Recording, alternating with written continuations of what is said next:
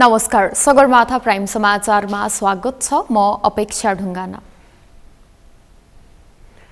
नमस्कार, म पुष्पा श्री कार्की। सगरमाथा प्राइम समाचार सुरु गरौं अहिलेसम्मका मुख्य समाचारबाट।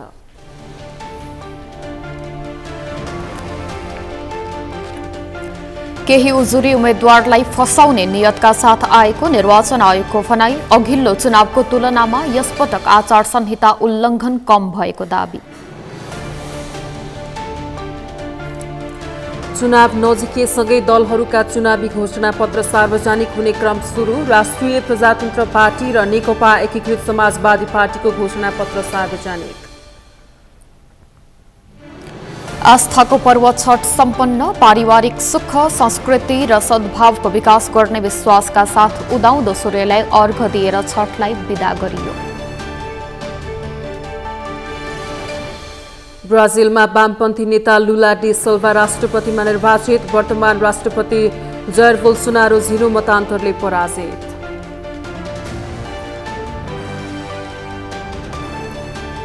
र पीएम कप पुरुष क्रिकेटमा पुलिस क्लबको लगातार दोस्रो जित। प्रदेश 1-7 विकेटले पराजित। गण्डकी प्रदेशको विजयी सुरुवात।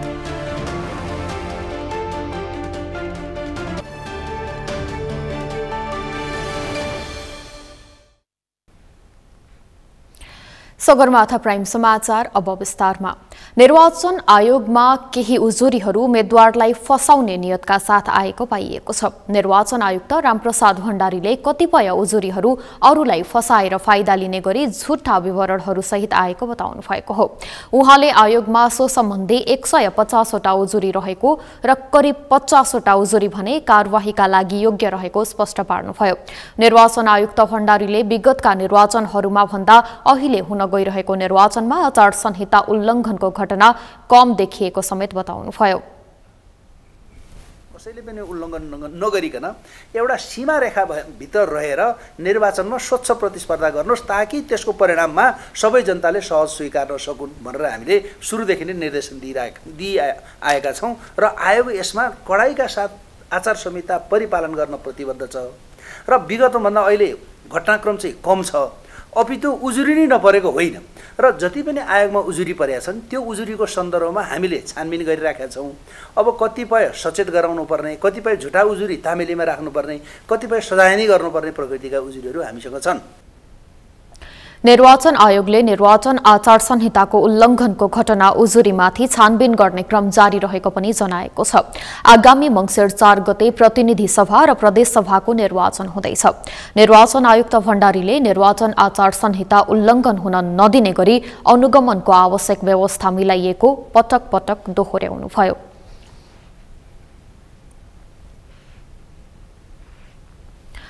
राष्ट्रिय स्वाभिमान, संविधानको रक्षा, स्थिरता तथा आर्थिक सामाजिक रूपान्तरणको माध्यमबाट मुलुकलाई समृद्ध बनाउने मुख्य नारासहित नेकपा एकीकृत समाजवादीले आसन्न प्रतिनिधि सभा र प्रदेश सभा निर्वाचनको लागि घोषणापत्र जारी गरेको छ।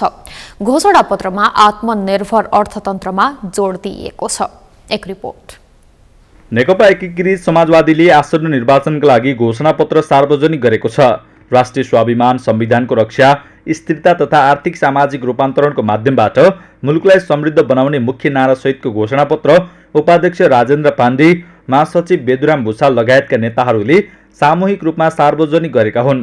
कृषिको आधुनिकीकरण, व्यवसायीकरण र बजार व्यवस्थापन गर्ने कुरालाई घोषणापत्रमा मुख्य प्राथमिकता दिएको पार्टीका महासचिव भुषालको भनाइ छ।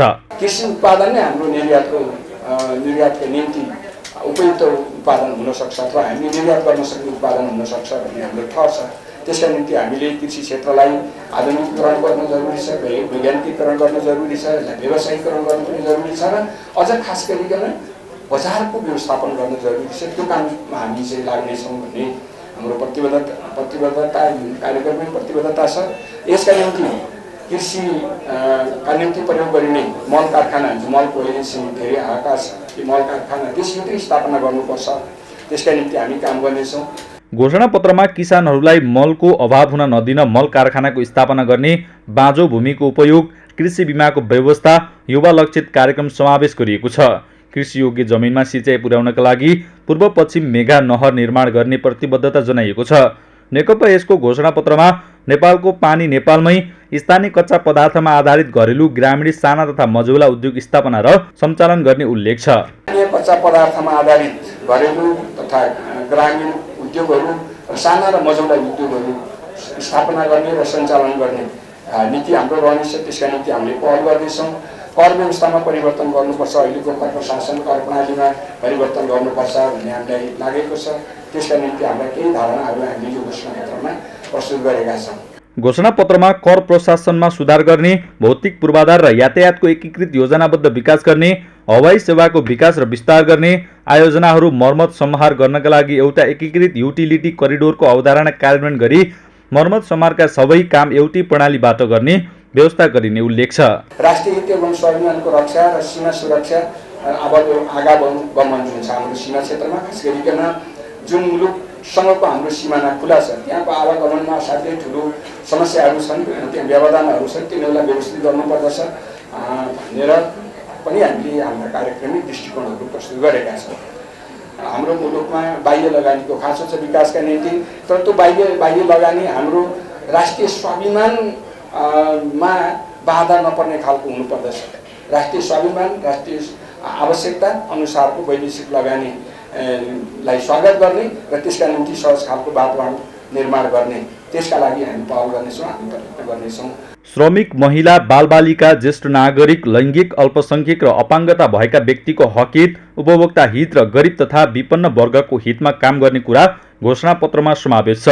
जातीय छुवाछुत लगायतका सामाजिक विभेदहरू मेटाउन पहल गर्ने, भ्रष्टाचार मुक्त सरकार, स्वच्छ एवं पारदर्शी प्रशासन तथा सबल र सक्षम प्रदेश सरकार हुनुपर्नेमा पनि जोड दिने नीति लिएको छ। प्रतिनिधि सभा र प्रदेश सभाको निर्वाचन नजिकै छ। देशभर चुनावी सरगर्मी बढेको छ। दलहरू चुनावी तयारीमा जुटिरहेका छन्। यही मेसोमा राष्ट्रिय प्रजातन्त्र पार्टीले चुनावी घोषणापत्र सार्वजनिक गरेको छ। राष्ट्रिय प्रजातन्त्र पार्टीले आज सार्वजनिक गरेको चुनावी घोषणापत्रमा के छन् त हेरौं यो रिपोर्ट। राष्ट्रिय प्रजातन्त्र पार्टीले सोमबार औपचारिक कार्यक्रमका बीचमा आगामी मङ्सिर 4 गते हुने प्रतिनिधि सभा र प्रदेश सभा निर्वाचनका लागि घोषणापत्र सार्वजनिक गरेको हो। घोषणापत्र राप्रपाका अध्यक्ष राजेन्द्र लिङदेन, पूर्व अध्यक्षहरू पशुपति शमशेर जवरा, डाक्टर प्रकाश चन्द्र लोहनी र पार्टीका पदाधिकारीहरूले संयुक्त रूपमा सार्वजनिक गरेका हुन्। घोषणा मार्फत राप्रपाले राज संस्थालाई अभिभावकीय संस्थाको रूपमा राख्नुपर्ने बताएको छ। त्यस्तै जनताबाट प्रत्यक्ष निर्वाचित कार्यकारी प्रधानमन्त्री र पूर्ण समानुपातिक संसद हुनुपर्ने उल्लेख गरेको छ। त्यसैगरी प्रदेशको खारेजी, केन्द्र र बलियो स्थानीय तह भएको 2 तहको शासकीय संरचना हुनुपर्ने राप्रपाको एजेन्डा छ। पूर्ण धार्मिक स्वतन्त्रता सहितको वैदिक सनातन धर्म सापेक्ष हिन्दू राष्ट्र हुनुपर्ने राप्रपाका अध्यक्ष राजेन्द्र लिङदेनले बताए। उनले एक व्यक्ति 2 कार्यकाल भन्दा बढी कार्यकारी पदमा बस्न नपाउने व्यवस्था हुनुपर्ने कुरा पनि घोषणापत्रमा समावेश गरिएको उल्लेख गरे। वैदिक सनातन धर्म सापेक्ष हिन्दू राष्ट्र र एक व्यक्तिले 2 कार्यकालभन्दा धेरै पार्टी अध्यक्ष, प्रधानमन्त्री जस्तो कार्यकारी पदमा बस्न नपाउने व्यवस्था, दीर्घकालीन राष्ट्रिय रणनीति, दिगो आर्थिक वृद्धि, गुणस्तरीय शिक्षा र स्वास्थ्य सेवा, गरिबी न्यूनीकरण, दिगो सहर र बस्ती विकास, रोजगारमूलक उत्पादनमा अभिवृद्धि, सार्वजनिक सेवा प्रवाहको सुदृढीकरण, प्राकृतिक स्रोतको उच्चतम सदुपयोग र संरक्षण, दिगो सामाजिक सुरक्षा तथा संरक्षण। राप्रपाले उच्च स्तरीय नागरिक आयोग गठन गरी 2046 साल पछिका उच्च पदस्थ नेता तथा कर्मचारीको सम्पत्ति छानबिन गरी अवैध सम्पत्ति जफत गर्ने कानुनी व्यवस्था मिलाइने उल्लेख गरेको छ। अध्यक्ष लिङदेनले विद्यमान सम्पत्ति शुद्धिकरण ऐनमा सुधार ल्याइने बताए। उनका अनुसार राजनीतिक दल रहित संवैधानिक परिषद निर्माणको व्यवस्था गरिनेछ भने संवैधानिक अङ्गका नियुक्तिलाई राजनीतिक भागबण्डाबाट मुक्त गरी निष्पक्ष, वस्तुगत र पारदर्शी बनाइनेछ। अख्तियार दुरुपयोग अनुसन्धान आयोग जस्ता संवैधानिक निकायलाई राजनीतिक हस्तक्षेपबाट मुक्त तुल्याइने घोषणापत्रमा उल्लेख छ भने न्यायपालिकाको विश्वसनीयता पुनः स्थापित गर्नका लागि न्यायपालिकालाई पुनर्संरचना गर्ने अध्यक्ष लिङदेनको भनाइ छ। संवैधानिक अङ्गहरूलाई संविधानको मर्म र भावना अनुसार सञ्चालन गर्न योग्यता क्षमताको आधारमा संवैधानिक नियुक्तिको व्यवस्था गरी राजनीतिक हस्तक्षेपबाट पूर्णतः मुक्त तुल्याई निष्पक्षतापूर्वक कार्य सम्पादन न्यायपालिकामा देखिएको विकृति र विसङ्गति अन्त्य गर्न, गुमेको विश्वसनीयता पुनर्स्थापित गर्न र पूर्ण न्यायिक बनाउन न्यायपालिकाको पुनर्संरचना, नीतिगत तथा कार्यगत क्षेत्रमा देखिएका भ्रष्टाचार तथा अनाचार अन्त्य गर्न, स्वार्थको द्वन्द्व कन्फ्लिक्ट अफ इन्ट्रेस्ट सम्बन्धी कानुन जारी गर्ने। राप्रपाले आफ्नो घोषणा पत्रमा नेपालको शान्ति क्षेत्र प्रस्तावलाई पुनर्जीवित गर्ने भनेको छ। असंलग्न र पञ्चशीलमा आधारित सन्तुलित परराष्ट्र नीति अवलम्बन गर्दै छिमेकी मुलुक लगायतका सबै मित्र राष्ट्रहरूसँग समनिकटताको सम्बन्ध कायम गरिने उल्लेख गरिएको छ। नेपालको भूभाग कसैका विरुद्ध प्रयोग हुन नदिने पनि उल्लेख गरिएको छ। त्यस्तै सबै प्रकारका असमान सन्धि सम्झौताहरूको संशोधन तथा खारेजीका लागि आवश्यक कूटनीतिक प्रयास गरिने बताइएको छ। अध्यक्ष लिङदेनले राप्रपाले सत्ता केन्द्रित राजनीति नगर्ने बताए। उनले आफ्नो पार्टीको प्राथमिकता पार्टीका मुद्दाहरू स्थापित गर्न केन्द्रित हुने स्पष्ट पारे। घोषणा पत्रमा राप्रपाले नेपाल बन्द कहिले नगर्ने प्रतिबद्धता व्यक्त गरेको छ। स्वास्थ्य, हवाई, खानेपानी, विद्युत, ग्यास तथा पेट्रोलियम पदार्थ ढुवानी तथा वितरण लगायतका औद्योगिक क्षेत्रमा हडताल गर्न पूर्ण रूपमा प्रतिबन्ध लगाइने राष्ट्रिय प्रजातन्त्र पार्टीको चुनावी घोषणा पत्रमा उल्लेख छ। मंसिर 4 गते हुने प्रतिनिधि सभा र प्रदेश सभाको निर्वाचनका लागि विभिन्न दलहरूले चुनावी घोषणापत्र सार्वजनिक गरेका छन्।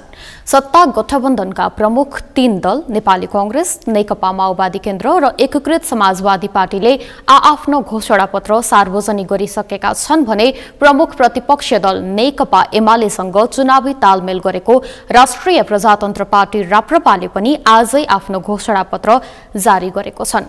कस्ता छन् दलहरूले सार्वजनिक गरेका घोषणापत्र? यशोदा भण्डारी र मेनुका लम्सालको रिपोर्ट। राजनीतिक दलहरूले आउँदो प्रदेश सभा र प्रतिनिधि सभा निर्वाचनलाई लक्षित गर्दै विभिन्न महत्त्वकांक्षी र आकर्षित घोषणापत्र सार्वजनिक गरेका छन्। नेपाली कांग्रेसको घोषणापत्रमा समाज, संविधान रक्षा, स्थिरता र समुन्नतिको आधारलाई विशेष जोड दिइएको छ। कांग्रेसले 5 वर्षभित्र 12,50,000 रोजगारी सिर्जना गर्ने, 65 वर्षमै वृद्ध भत्ता, 3 वर्ष मुनि र 73 वर्ष माथिका नागरिकलाई निःशुल्क उपचार दिने, भ्रष्टाचार अन्त्य गर्ने, युवाहरूका लागि डिजिटलाइजेसनमा जोड दिएको छ। माओवादी, नेकपा यस लगायतका दलसँग मिलेर चुनाव लडिरहेको कांग्रेसले आगामी निर्वाचनपछि नेपाली कांग्रेस पहिलो पार्टी बन्ने दाबी गरेको छ।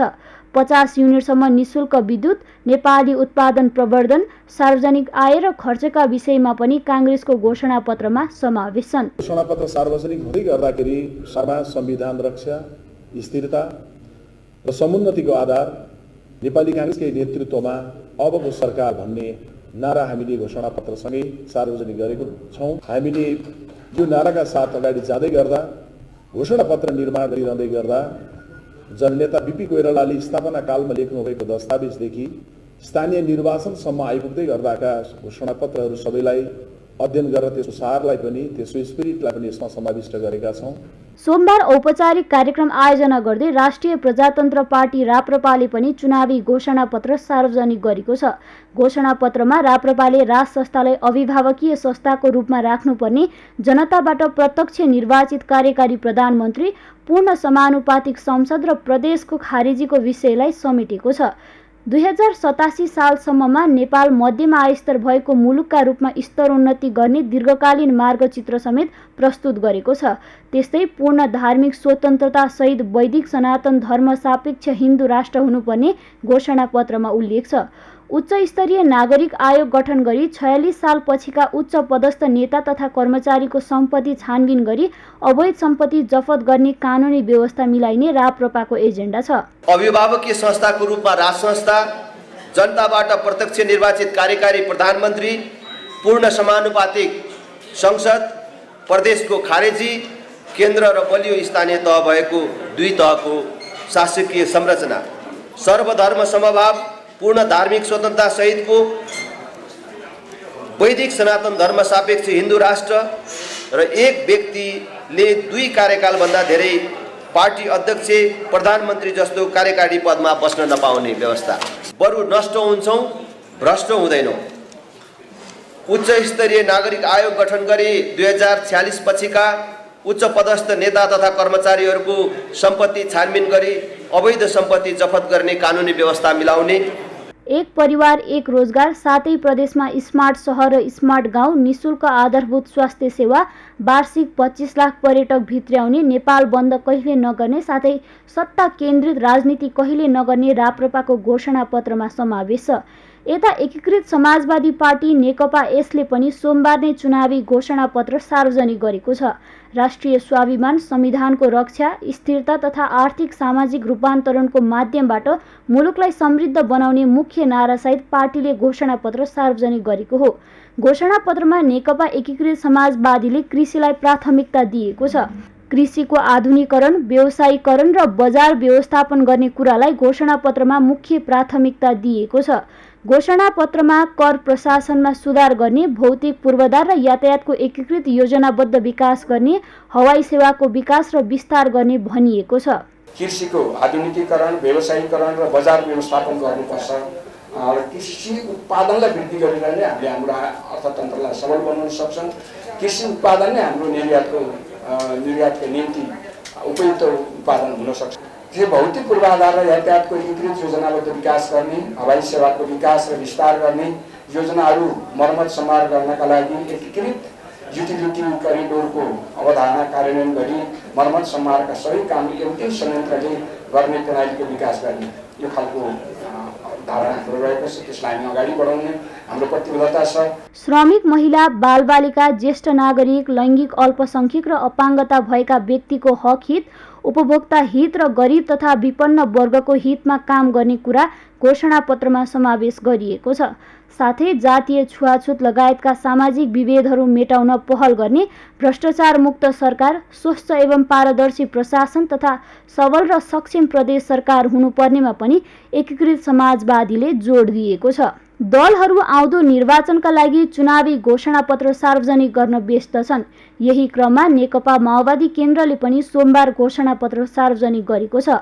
माओवादीले शासकीय स्वरूप परिवर्तन जरुरी रहेको जनाएको छ। पार्टीले सुशासन र समृद्धिका लागि स्थिर राजनीतिका लागि प्रत्यक्ष निर्वाचित राष्ट्रपतिको अवधारणा अघि सारेको छ।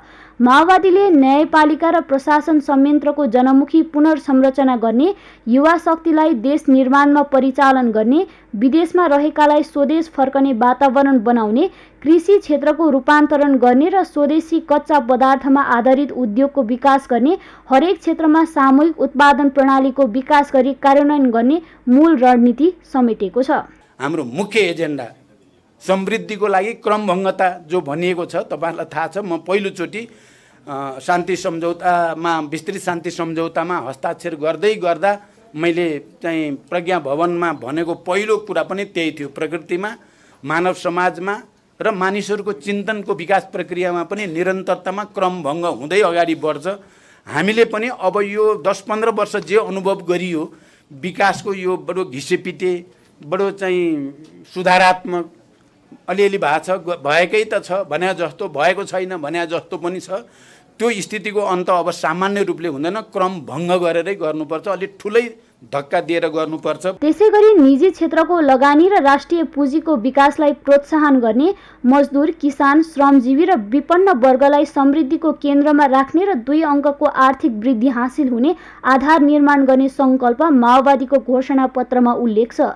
आउँदो निर्वाचनका लागि सत्ता पक्षको प्रमुख दल नेपाली काङ्ग्रेससँग गठबन्धन गरेका नेकपा माओवादी केन्द्र र एकीकृत समाजवादीले बेग्ला-बेग्लै घोषणापत्र सार्वजनिक गरेका छन्। दलहरूले आशावादी घोषणापत्र सार्वजनिक गरे पनि सत्ता हात परेपछि यसको कार्यान्वयन हुन्छ कि हुँदैन यो भने हेर्न बाँकी छ।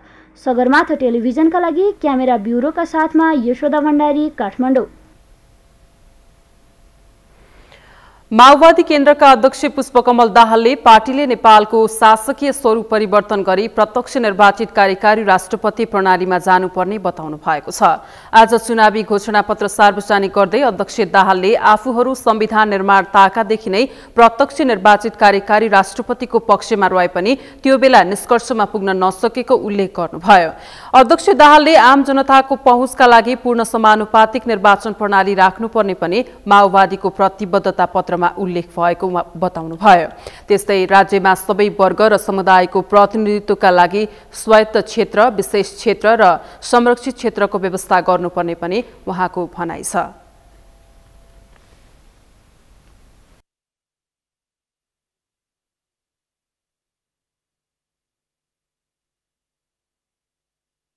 कारण मैले सुरक्षा र असुरक्षा हेरेर गोर्खा गएको होइन। गोर्खा गएर त्यहाँबाट यो समृद्धिको आर्थिक समृद्धिको एउटा नयाँ क्रान्तिको अभियान फेरि थाल्ने, हिजो जनयुद्धको जनआन्दोलनको जनक्रान्तिको अभियान थालेको ठाउँबाट नै आर्थिक समृद्धिको अभियान थाल्दा त्यो देशभरि देखिन्छ, सुनिन्छ, संसारले पनि सजिलै देख्छ भन्ने एउटा सङ्कल्पसहित म गोर्खा पुगेको हो। म हिजो र अस्ति 2 दिनसम्म तपाईँहरूले थाहा पाउनुभयो 44वटा साना साना भेटघाट कार्यक्रमहरू सम्पन्न भए। जनतामा निकै ठुलो उत्साह देखेको छु मैले। निर्वाचन परिणाम त जनताको उत्साह देखेपछि त्यो सुनिश्चित छ भन्ने कुरामा कसैको दुविधा नै छैन। कर्मचारी प्रशासन सुधारका लागि उच्च स्तरीय प्रशासन सुधार आयोग गठन गर्नुपर्ने पनि बताउनु भयो। त्यस्तै न्यायपालिकाको पनि पुनः संरचना गर्नुपर्ने बताउनु भएको छ। उच्च स्तरीय सम्पत्ति छानबिन आयोग गठन गरी विक्रमसम्म 2047 सालपछि सार्वजनिक लाभको पदमा बसेकाहरूको सम्पत्ति छानबिन गरिने र दोषी उप कारबाही गरिने व्यवस्था गर्ने पनि उहाँको भनाइ छ।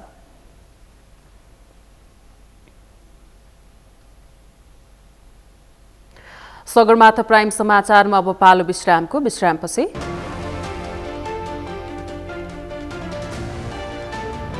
आस्थाको पर्व छठ सम्पन्न, पारिवारिक सुख, सांस्कृतिक र सद्भावको विकास गर्ने विश्वासका साथ उदाउँदो सूर्यलाई अर्घ दिएर छठलाई बिदा गरियो।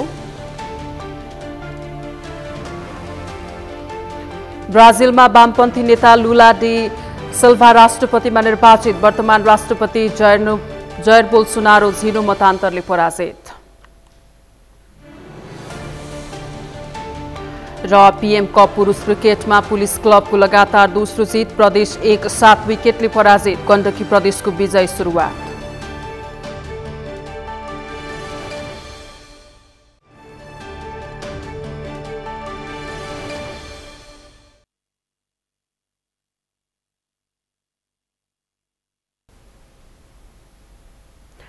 विश्रामपछि सगरमाथा प्राइम समाचारमा स्वागत छ। अब बाँकी समाचार।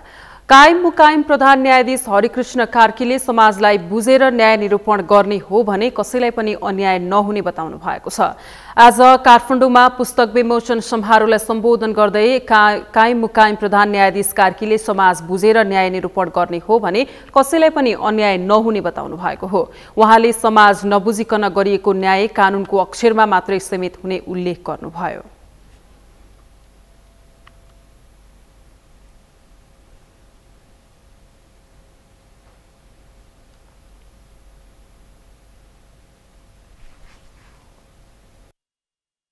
समाजसेवी अनुराधा कोइरालाले महिलाहरू एक ठाउँमा उभिएर चुनौतीहरूको सामना गर्ने हो भने अहिले भइरहेको समस्याहरू कम गर्न सकिने पनि बताउनु भएको छ। उहाँले अहिलेको समाजमा समेत छोराछोरीमा भेदभाव हुने गरेको भन्दै छोराछोरीमाथि हुने भेदभावलाई समाजबाट हटाउन जरुरी रहेको पनि बताउनुभयो।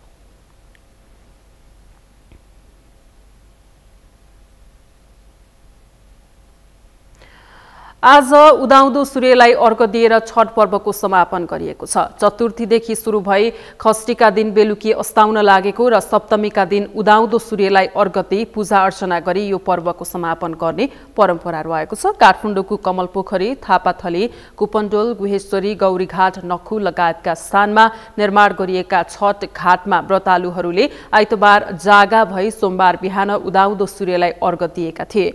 आज जनकपुर धाम, वीरगञ्ज लगायत तराईका विभिन्न स्थानमा उदाउँदो सूर्यलाई अर्घ दिई छठ पर्वको समापन गरिएको छ।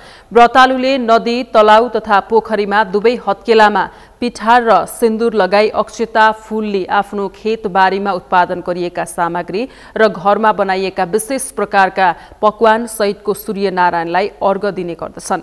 अर्घमा ठेकुवा, कसार, केरा, उखु, मेवा मिष्टान्न, गेडागुडी र विभिन्न वनस्पति, भुसवा, माटोको हात्ती, सूप, कलश सहितको घैटो सूर्यलाई अर्पण गर्ने धार्मिक विधि रहेको छ। सूर्यको आराधनाबाट चर्मरोग निको हुनका साथै सन्तान र धन प्राप्ति हुने जनविश्वास रहिआएको छ। ऋग्वेदमा सूर्य नै बल, यश, चसु स्रोत, आत्मा र मन भएको उल्लेख गरिएको छ। यही विषयलाई मनन गर्दै व्रतालुहरूले छठ पर्वमा सूर्यको आराधना गरी मनोकामना फल प्राप्त गर्ने जनविश्वास रहिआएको छ।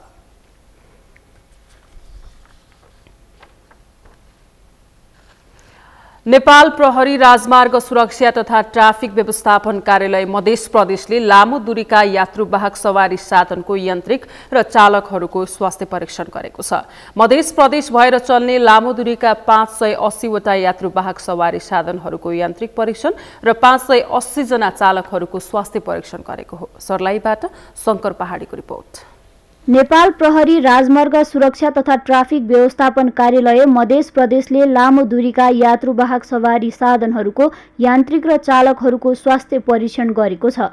मध्य प्रदेश भएर चल्ने लामो दूरीका 580 वटा यात्रुवाहक सवारी साधनहरूको यान्त्रिक परीक्षण र 580 जना चालकहरूको स्वास्थ्य परीक्षण गरिएको नेपाल प्रहरी राजमार्ग सुरक्षा तथा ट्राफिक व्यवस्थापन कार्यालय 12 मध्य प्रदेशले जनाएको छ। यदि विभिन्न कारणले तपाईँ अनफिट हुनुहुन्छ सवारी साधन चलाउनलाई र पनि तपाईँ सवारी साधन चलाइराख्नु भएको छ भने तपाईँ आफ्नो मात्रै होइन अरूको पनि लाइफ चाहिँ रिस्कमा राख्नु भइराखेको छ। त्यसका लागि उहाँहरूको सम्पूर्ण स्वास्थ्य अवस्था जस्तो चाहिँ आँखाको भिजनको अवस्था उहाँहरूको चाहिँ त्यो गियरहरू चाहिँ चेन्ज गर्नको लागि चाहिँ यो लेग यो खुट्टाको चाहिँ उहाँहरूको जुन त्यो मांसपेशीहरूको चाहिँ अवस्था कस्तो छ उहाँहरूले चाहिँ ब्रेकहरू लगाउनलाई उहाँहरूको खुट्टा चाहिँ सक्षम छ कि छैन भन्नेदेखि लिएर चाहिँ अरू स्वास्थ्यको चाहिँ अरू उहाँहरूलाई हामीले चाहिँ एउटा स्वास्थ्य परीक्षणको एउटा प्याकेज जस्तो उहाँहरूको एज अ होल उहाँको कुनै समस्या छ कि भनेर त्यो पनि हेरिदिने डाक्टरलाई उहाँले कुनै आफ्नो रोगसँग सम्बन्धित कुनै समस्याहरू पनि राख्न सक्ने हिसाबले अरू पनि हामी दिन सक्छौँ। मध्य प्रदेशको पूर्व पश्चिम लोकमार्गमा क्याम्प नै राखेर नेपाल प्रहरी राजमार्ग सुरक्षा तथा ट्राफिक व्यवस्थापन कार्यालय मध्य प्रदेशले प्रदेशमै पहिलो पटक लामो दूरीका यात्रुवाहक सवारी साधनहरूको यान्त्रिक र चालकहरूको स्वास्थ्य परीक्षण गरेको हो। सवारी चालकहरूले समय समयमा यस प्रकारका चेक जाँचहरू भइरहनुपर्ने प्रतिक्रिया दिएका छन्। यस्तो चाहिँ भइराख्नै पर्छ जस्तो लाग्छ, किनभने अब कतिजना त लापरवाही तरिकाले चलाइरहेको हुन्छ, अलिकति ट्राफिकको डरले पनि अलिकति मादक पदार्थ सेवन नगरिकन फोनमा कुरा नगरिकन त्यो थोरै भए पनि डर पैदा हुन्छ नि त एउटा ड्राइभरलाई। त्यही भएर यस्तो कुराहरू बेला बेलामा गरिराख्यो भने अलि सचेत जस्तो लापरवाही गर्छ त्यो नगरेर अलि सचेत हुने भएर चलाउँछु। पुराना सवारी साधनहरू, जीर्ण सडक, चालकहरूका साथै पैदल यात्रुको लापरवाही र ट्राफिक सचेतनाको कमीका कारण पनि दुर्घटना हुने गरेको भन्दै दुर्घटना न्यूनीकरण गर्न र सवारी साधनहरूको अवस्था र चालकहरूको वर्तमान स्वास्थ्य अवस्था थाहा पाउन मध्य प्रदेशमा पहिलो पटक यस्तो अभियान सुरु गरिएको हो, जसबाट सवारी साधनहरूको यान्त्रिक अवस्था तथा चालकहरूको सामान्य स्वास्थ्य अवस्थामा सुधार हुने र ट्राफिक सचेतनाका कारण दुर्घटना न्यूनीकरण हुने ट्राफिक प्रहरीले विश्वास लिएको छ। सगरमाथा टेलिभिजनका लागि शंकर पहाडी, सर्लाही। पछिल्लो समय नेपालमा आयात तीव्र गतिले बढेको छ भने निर्यात करिब शून्यकै अवस्थामा छ। कृषि प्रधान देश नेपालमा भारत र चीन लगायतका छिमेकी मुलुकबाट वर्षेनी अरबौं रुपैयाँको फलफूल आयात हुने गरेको तथ्याङ्क छ। स्वदेशी उत्पादन भन्दा विदेशी उत्पादन उपभोक्ताको रोजाइमा बढ्ने हुँदा व्यवसायीहरूले आयातमा जोड दिएका हुन्। अभिषेक सुनारको रिपोर्ट।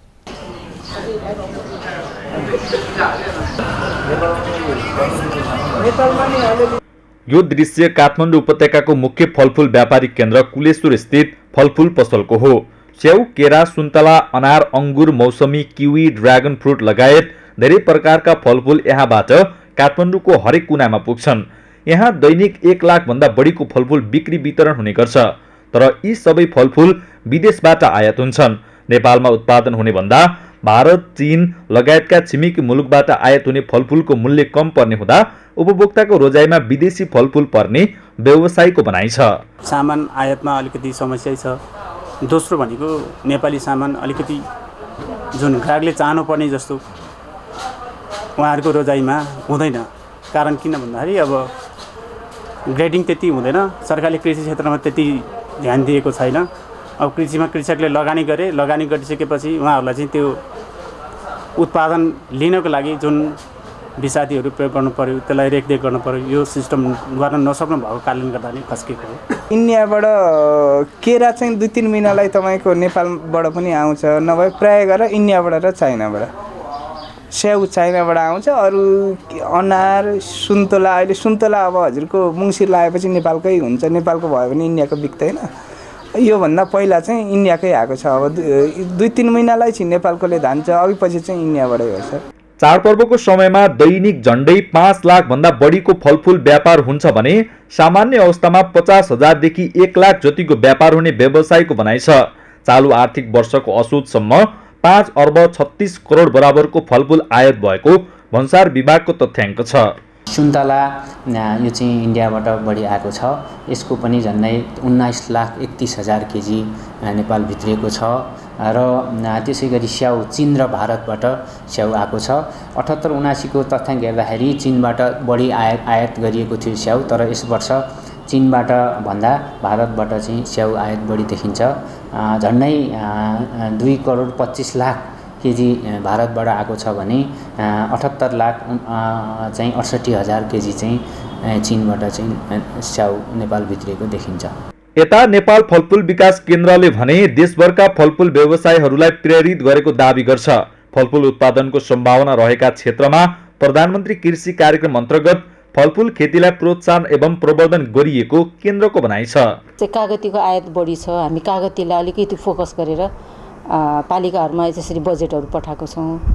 त्यस्तै गरी स्याउमा ओखरमा यिनीहरूमा चाहिँ अलिकति व्यावसायिक कार्यक्रमहरू अलिकति बढी जहाँ जुन आयात भइरहेछ बढी त्यसमा चाहिँ अलिकति व्यावसायिक कार्यक्रम फोकस गरेर हामीले व्यावसायिक कार्यक्रमहरू गरिराखेको छौँ। सबै किसानहरूलाई नसमेटिएको होला त्यो छुट्टै कुरा, तर जहाँ व्यावसायिक पकेटहरू छन् त्यसमा चाहिँ समेटिएर हाम्रो पिएमएमपी कार्यक्रमहरूले प्रदेशहरूले त्यस्तो गरिरहेका छन्। फलफुल व्यवसायको प्रतिफल आउन समय लाग्ने हुँदा केही समयपछि नेपाल आत्मनिर्भर हुने फलफुल विकास केन्द्रको दाबी छ। तर ठूलो परिमाणमा फलफुल आयात भए पनि विकट क्षेत्रका व्यवसायहरूले भने आफ्नो फलफुलले उचित बजार नपाएको गुनासो वर्षेनी गर्ने गर्छन्। नेपाल सरकारले नेपाली उत्पादनलाई सहजीकरण नगरिदिँदा वैदेशिक फलफुलहरू बढी मात्रामा खपत हुने गरेको छ। सगरमाथा टेलिभिजनका लागि क्यामेरामा प्रताप लामाका साथ अभिषेक सुनार, काठमाडौँ। सगरमाथा प्राइम समाचारमा पालो भएको छ विश्रामपछि। ब्राजिलमा वामपन्थी नेता लुला डी सिल्भा राष्ट्रपतिमा निर्वाचित। वर्तमान राष्ट्रपति जैर बोल्सोनारो झिन मतान्तरले पराजित।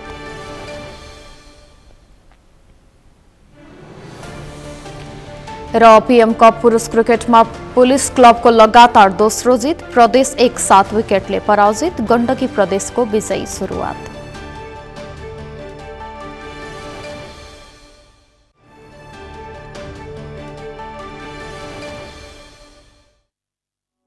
आफ्नो अमूल्य मतको सदुपयोग गरौं। शिवम सिमेन्ट। स्काइवर्थ क्याशब्याक धनाधन उपहार टनाटन। यो बडा दशैं र तिहारको उपलक्ष्यमा स्काइवर्थका सामानहरू खरिद गरी पाउनुहोस् 35% सम्म क्याशब्याक साथै rice cooker, induction, mixer, grinder जस्ता उपहारहरू सित्तैमा।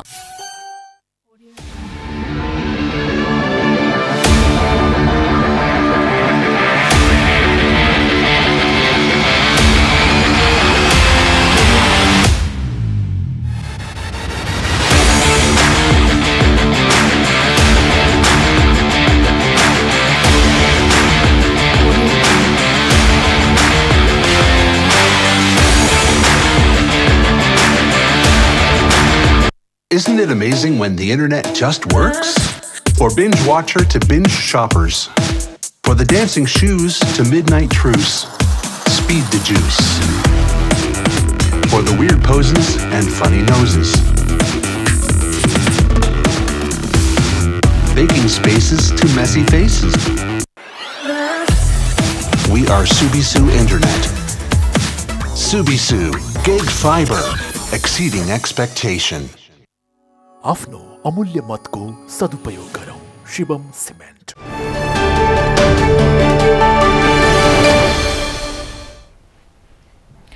विश्रामपछि सगरमाथा प्राइम समाचारमा पुनः स्वागत छ। अब पालो अन्तर्राष्ट्रिय समाचारको।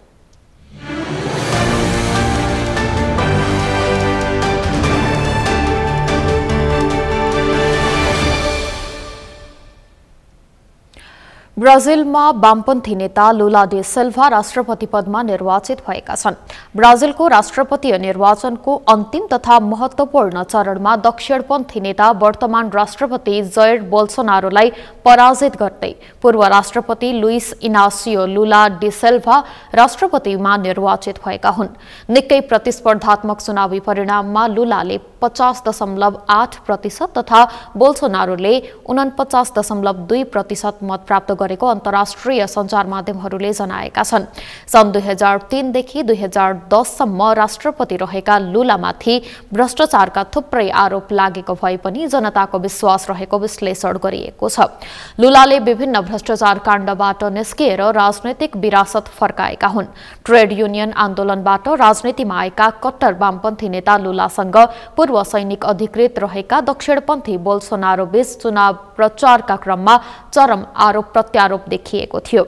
लुलाले 1 जनवरी 2023 मा पदभार ग्रहण गरे बेलासम्म बोल्सोनारो नै पदमा रहनेछन्।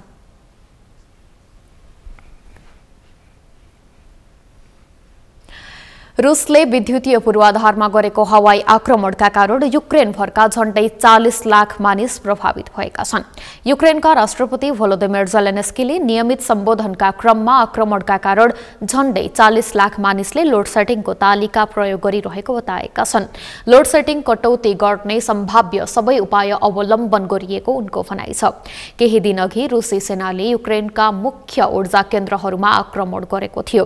रुसी सेनाले युक्रेनमा विद्युत केन्द्र र पूर्वाधारलाई निशाना बनाएका छन्। अर्कोतर्फ युक्रेनी सेनाले रुसले कब्जा गरेका क्षेत्रलाई फिर्ता गर्ने प्रयास गरिरहेका छन्।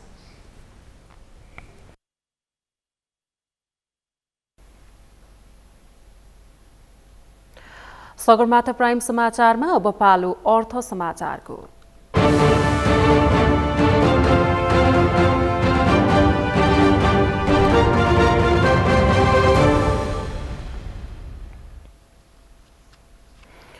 तिहार पछिको पहिलो दिन नेप्से परिसूचक वृद्धि भएर कारोबार बन्द भएको छ। तिहार अघि 14 अङ्कले बढेर बन्द भएको नेप्से तिहार पछिको पहिलो कारोबारको दिन आज 16 अङ्कले बढेको हो। नेप्से परिसूचक 16.39 अङ्कले वृद्धि भएर 1874.87 बिन्दुमा पुगेको छ। त्यस्तै सेन्सेटिभ इन्डेक्स 1.35% ले बढेको छ भने फ्लड इन्डेक्स 0.91% र सेन्सेटिभ फ्लड इन्डेक्स 1.56% ले बढेको छ।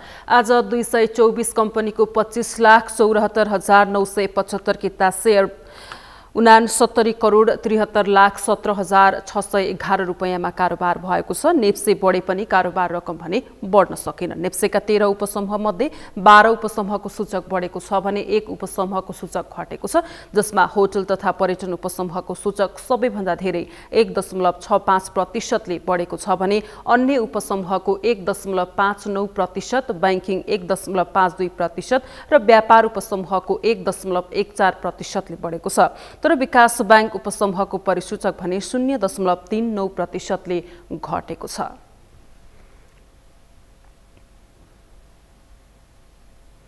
सगरमाथा प्राइम समाचारमा अब पालो खेल समाचारको।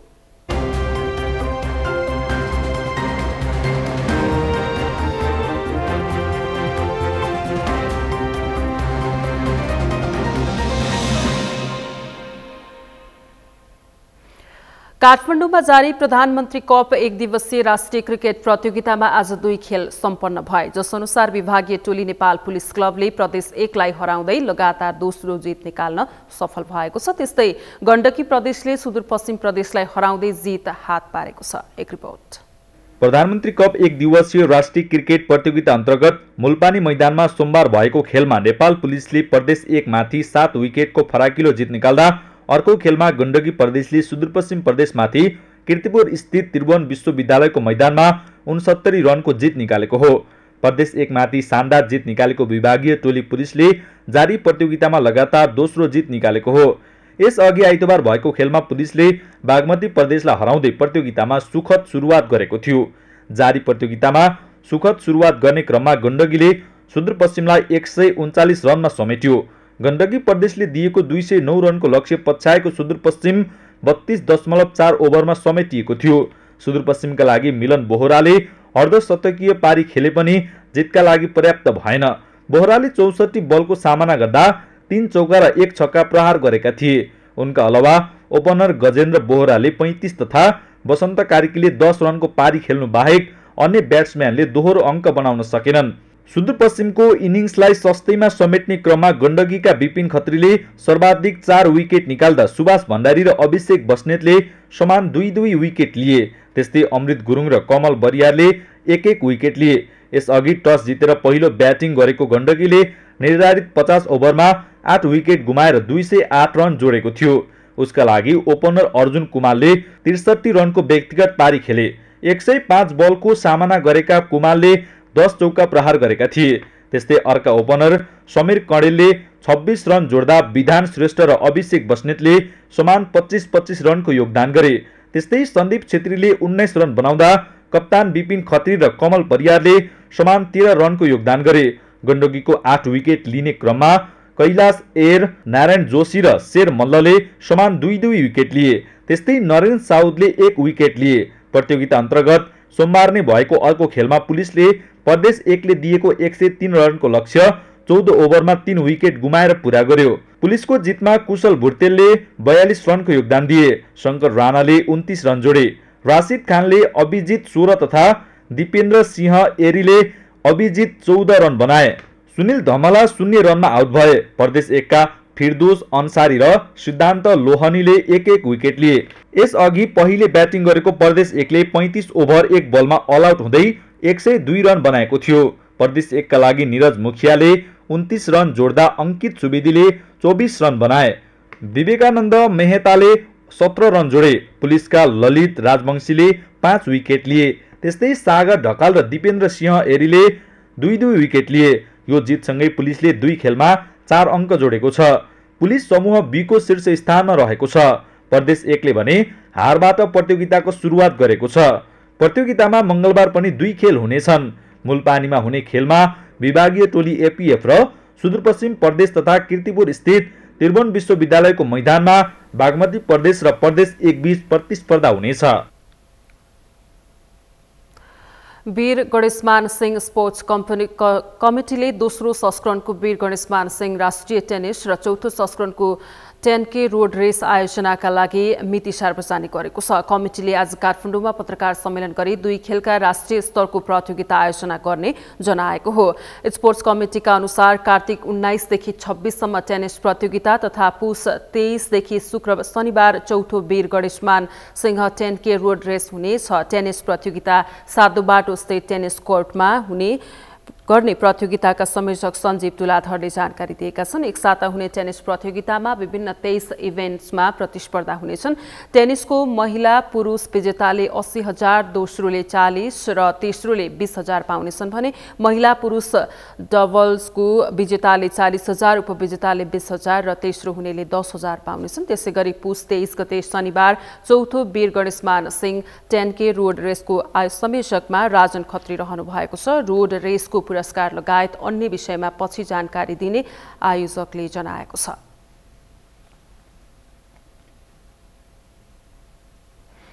खेल समाचारसँगै हामी सगरमाथा प्राइम समाचारको अन्त्यमा छौं। अन्त्यमा मुख्य समाचार पुनः एकपटक।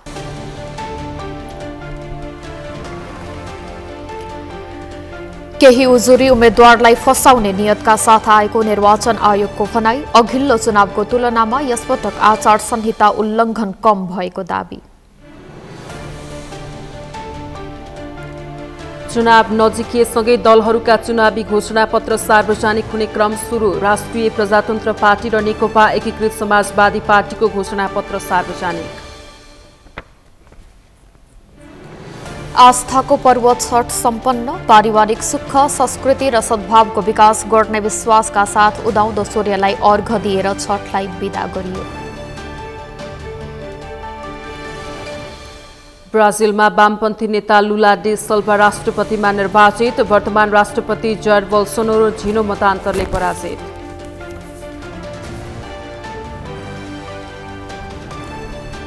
र पीएम कप पुरुष क्रिकेटमा पुलिस क्लबको लगातार दोस्रो जित। प्रदेश 1 7 विकेटले पराजित। गण्डकी प्रदेशको विजयी सुरुवात।